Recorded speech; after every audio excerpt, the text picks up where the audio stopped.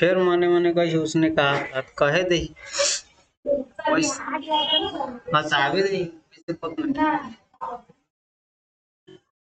ये हिंदी का 5वां सेट है और अंतिम सेट है, समझे?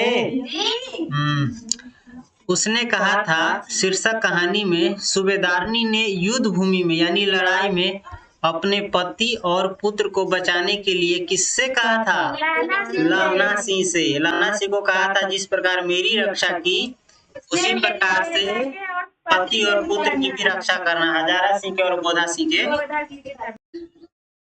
ओ सदानीरा शीर्षक निबंध के रचनाकार कौन है? जगदीश चंद्र माथुर। ओ सदानीरा के रचनाकार जगदीश चंद्र माथुर। जूठन आत्मकथा किसकी रचना है? ओम प्रकाश वाल्मीकि की। शिक्षा किसकी रचना है? जे कृष्णमूर्ति यानी जिद्दू कृष्णमूर्ति। जैसी की रचना कौन है? पद्मावत। जैसी की रचना पद्मावत। जहाँ भय है वहाँ मेधा नहीं हो सकती, यह कथन किस लेखक का है? जे कृष्णमूर्ति की। यानी इसका अर्थ होता है जहाँ पर डर है ना वहाँ बुद्धि का विकास नहीं हो सकता, किसी मेधावी बच्चे का जन्म नहीं हो सकता।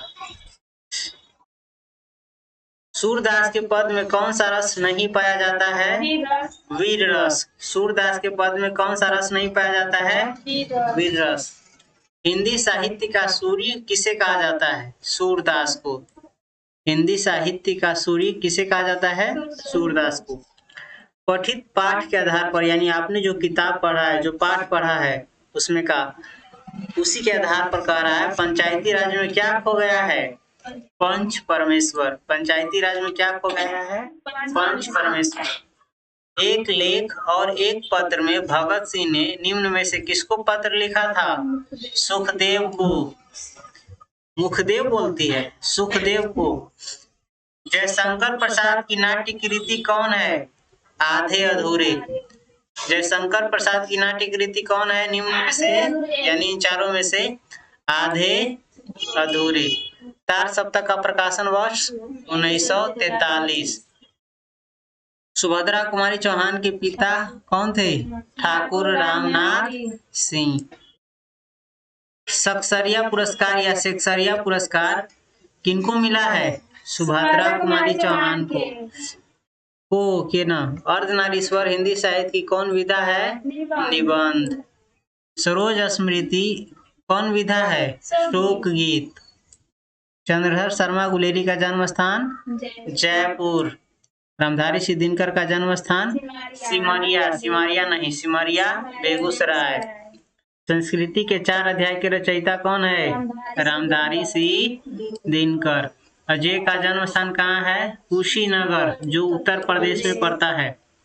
जगदीश चंद्र माथुर का जन्म स्थान? शाहजहांपुर, ये भी उत्तर प्रदेश में पड़ता है। मोहन राकेश के बचपन का नाम? मदन मोहन गुगलानी। रामधारी सिंह दिनकर को उनकी किस कृति पर यानी किस रचना पर भारतीय ज्ञानपीठ पुरस्कार मिला था? उर्वशी पर। उर्वशी एक अप्सरा थी, सुंदर अप्सरा, खूबसूरत अप्सरा। हिंदी कहानी के विकास में मील का पत्थर कौन कहानी है? उसने कहा था। हजारा सिंह किस कहानी का पात्र है? उसने कहा था। यानी हजारा सिंह किस कहानी में है? किस पाठ में है? उसने कहा था में। कल देखते नहीं, कल देखते नहीं, यह रेशम से कढ़ा हुआ सालू। यह उक्ति किस शीर्षक पाठ से है? उसने कहा था से। महेश्वर किस कहानी के पात्र है? रोज की। कुंती किस कहानी की पात्रा है? कहानी नहीं, एकांकी। कुंती किस एकांकी की पात्रा है? सिपाही की माँ। पड़ोसी रहे छे। कविता के नए प्रतिमान के रचयिता कौन है? नामवर सिंह। खाली नवंबरे बोली छे। नामवर सिंह। सच है जब तक मनुष्य बोलता नहीं तब तक उसका गुण दोष यानी कमी और अच्छाई प्रकट नहीं होता। यह उक्ति किस शीर्षक पाठ से है? बातचीत से। डॉक्टर अंबेडकर राष्ट्रीय पुरस्कार किसको मिला है? ओम प्रकाश वाल्मीकि को। इनसे ये न कराओ, भूखे रह लेंगे, इन्हें इस गंदगी में ना घसीटो। यह उक्ति किस शीर्षक पाठ से है? जूठन सही। पंडित राम अवतार वैद्य एवं पिताजी किस कहानी के पात्र है? तिरिश के। पंडित राम अवतार वैद्य और पिताजी किस कहानी के पात्र है? तिरिश के।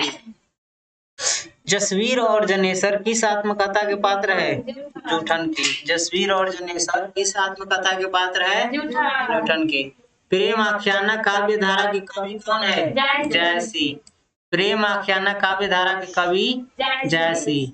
गाढ़ी प्रीति नैन जल भेई, यह पंक्ति किस शीर्षक पाठ से है? कड़बक से। कली कराल दुकाल दारुन सब कुभाती कुसालू, यह पंक्ति किस शीर्षक कविता से है? तुलसी के पद से। डरा हुआ मन है, डरा हुआ मन बेमन किसका बाजा रोज बजाता है? यह पंक्ति यो गड़बड़ा दे 40 में गड़बड़ा।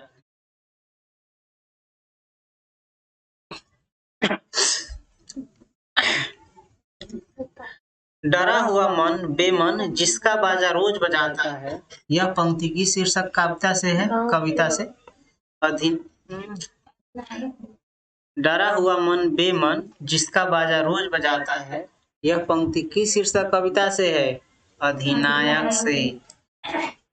कि जिन बुलबुलों से गांव के घर की झुरझुराती है, यह पंक्ति किस कविता से है? गांव के घर से, चाहे गांव का घर से। कि जिन बुलबुलों से गांव के घर की रीढ़ झुरझुराती है, यह पंक्ति किस शीर्षक कविता से है? देखिए उत्तर में चल जाए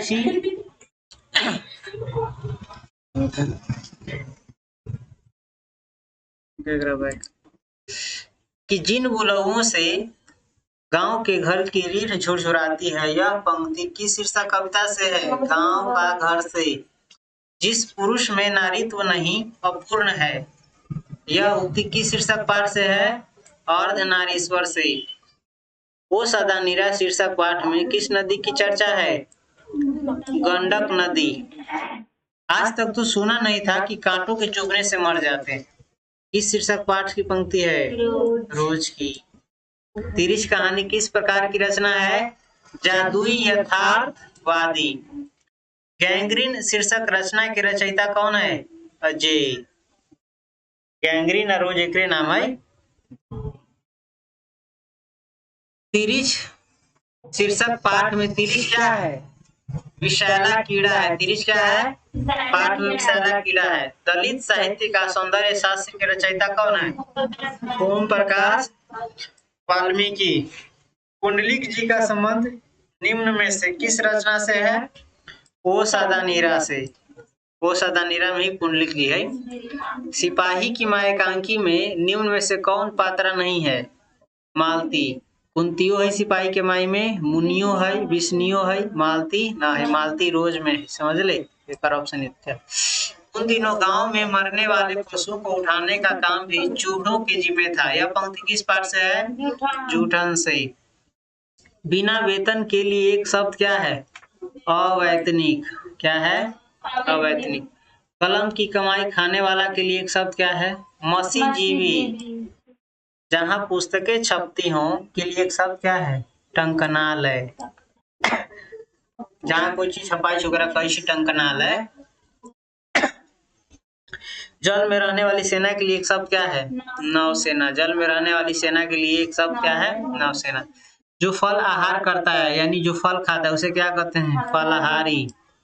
छात्रों के रहने का स्थान के लिए शब्द क्या है? छात्रावास। जहाँ छात्र रहते हैं उसे क्या कहते हैं? छात्रावास। राजदूत कौन समास है? तत्पुरुष समास। राजदूत कौन समास है? तत्पुरुष समास। यथाशक्ति कौन समास है? अव्ययी भाव समास। यथाशक्ति कौन समास है? अव्ययी भाव समास। भला बुरा शब्द कौन समास है? द्वंद्व। भला बुरा शब्द कौन समास है? द्वंद्व। दोपहर शब्द कौन समास है? द्विगु है। दोपहर द्विगु समास है। माँ बाप कौन समास है? बताना नहीं पड़ेगा, द्वंद्व। चतुरानन शब्द कौन समास है? बहुव्रीहि। बुढ़ापा कौन संज्ञा है? भाववाचक। पाटलिपुत्र कौन संज्ञा है? व्यक्तिवाचक। शहर का नाम है, पटना का नाम। पुच्छा कौन संज्ञा है? समूहवाचक। चीनी कौन संज्ञा ये भी बता दिए हैं, द्रव्यवाचक। शुद्ध शब्द कौन है, ये आशीर्वाद। बाकी तीनों शब्द गलत तरीका से लिखा हुआ है, मात्रा गलत कर दिया हुआ है। शुद्ध शब्द कौन है इसमें से, प्रशंसा। इतिहास का विशेषण ऐतिहासिक, लोक का विशेषण लौकिक, भारत का विशेषण भारतीय। खून पसीना ये करना ये भी पढ़ा दिए हैं, बहुत परिश्रम करना यानी बहुत कठोर मेहनत करना। ईंट से ईंट बजाना का अर्थ होता है लड़ाई करना। गाल बजाना का अर्थ होता है डींग हाँकना। अग्नि का पर्यायवाची क्या होता है, पावक। कपड़ा का पर्यायवाची वस्त्र, कपड़ा का पर्यायवाची वस्त्र। काजल क्या है, पुल्लिंग है। काजल कौन संज्ञा है, संज्ञा है। काजल कौन शब्द है, पुल्लिंग है। संज्ञा अलग से होता है, ये संज्ञा ही थोड़ी ना है।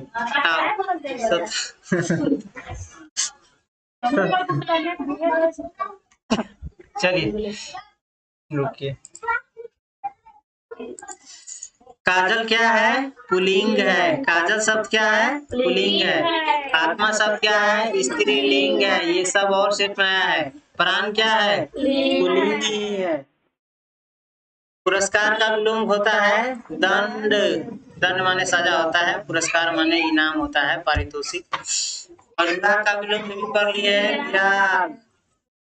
कृपा का विलोम होता है को। गणतंत्र का विलोम परतंत्र, गणतंत्र का विलोम परतंत्र। साकार का विलोम निराकार, साकार का विलोम निराकार। दक्षिण का विलोम उत्तर यानी दक्षिण का उल्टा उत्तर। नीलकमल कौन समास है, कर्मधारय। नीलकमल कौन समास है, कर्मधारय। थोड़ा पानी किस विशेषण का उदाहरण है, परिमाण बोधक, गिनने वाला चीज नहीं ना है पानी। जगन्नाथ शब्द का संधि विच्छेद जगत जोर नाथ। विद्यार्थी का संधि विच्छेद विद्या जोर अर्थी, अर्थी अर्थी। दिगंबर का संधि विच्छेद दिक जोर अंबर। मदिरालय का संधि विच्छेद मदिरा जोर आलय। जहाँ शराब मिलता है उसी को कहते हैं मदिरालय। शराब पीना चाहिए कि नहीं, नहीं। नशा में रहना चाहिए कि नहीं, चलिए। आप लोग तो नशे में है, नहीं है, नशा में नहीं है। आप सोचते हैं कि सब दिन एक ही जैसा रहेगा। अनजान में क्या उपसर्ग है, अन। ज्ञान में क्या उपसर्ग है, अन।